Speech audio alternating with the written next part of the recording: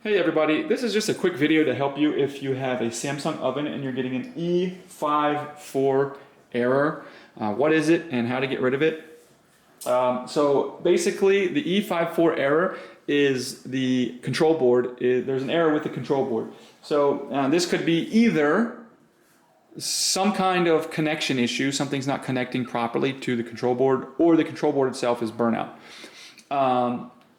Or like a lot of things, it's just throwing up some random error, and you can fix it with just by unplugging and plugging back in your oven. So step one I would do would be to check the wiring and make sure there's the wiring to the control board. There's nothing wrong there, and there's nothing disconnected. There's nothing loose or anything like that.